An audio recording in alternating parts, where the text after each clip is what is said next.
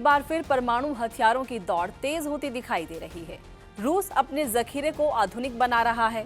America नई पीढ़ी के परमाणु सिस्टम तैयार कर रहा है।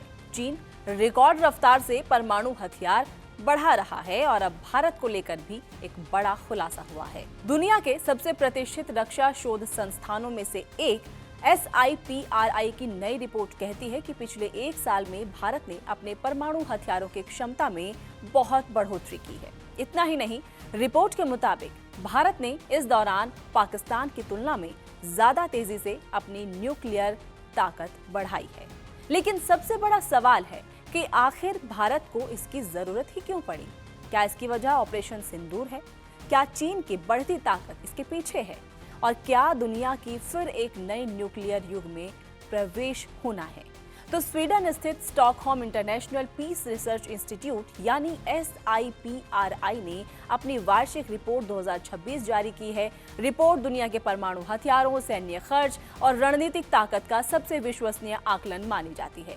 रिपोर्ट का सबसे अहम निष्कर्ष ये है कि दुनिया में परमाणु हथियारों की संख्या फिर से बढ़ने लगी है।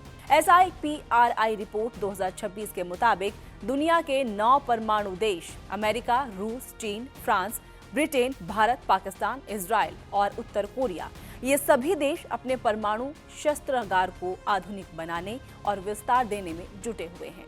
लेकिन दक्षिण एशिया में सबसे ज्यादा चर्चा भारत और पाकिस्तान को लेकर हो रही है।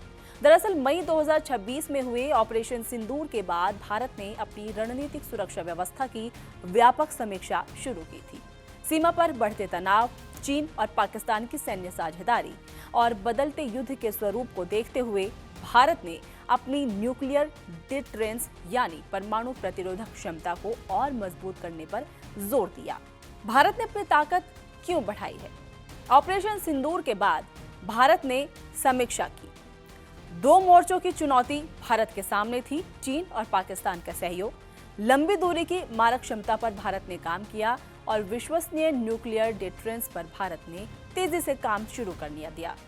न्यूक्लियर डिटरेंस का मतलब होता है एक ऐसी ताकत जिसे देखकर दुश्मन हमला करने से पहले 100 बार सोचे। यानी परमाणु हथियारों का उद्देश्य युद्ध लड़ना नहीं होता, बल्कि युद्ध को रोकना होता है। और यही वजह है कि दुनिया की सबसे बड़ी ताकतें लगातार अपने परमाणु सिस्टम को अपग्रेड करती रहती हैं। लेकिन SIPRI रिपोर्ट में एक और नाम है जो भारत और पाकिस्तान दोनों से कहीं ज्यादा आगे निकल चुका है, और वो है चीन।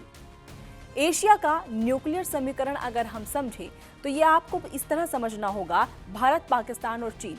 जैसे भारत क्षमता में वृद्धि कर रहा है, पाकिस्तान सीमित विस्तार तक है और चीन सबसे तेज विस्तार कर रहा है। रिपोर्ट के मुताबिक चीन लगातार अपने परमाणु हथियारों की संख्या बढ़ा रहा है।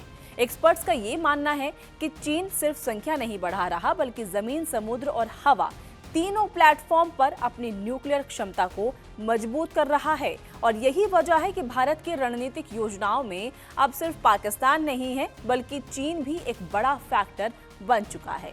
भारत की रणनीति भी अब बदल रही है। पहले फोकस मुख्य रूप से पश्चिमी सीमा पर था, लेकिन अब पूर्वी सीमा और हिंद महासागर भी उतने ही महत्वपूर्ण हो गए हैं। इसीलिए भारत लंबी दूरी की मिसाइलों, समुद्र आधारित परमाणु क्षमता और आधुनिक डिलीवरी सिस्टम पर लगातार निवेश कर रहा है। भारत की न्यूक्लियर रणनीति समझ लेते हैं। विश्वसनीय प्रतिरोधक क्षमता, दूसरे प्रहार की क्षमता, समुद्र आधारित सुरक्षा और लंबी दूरी की मिसाइलें, 2 मोर्चों की तैयारी भारत की रणनीति है।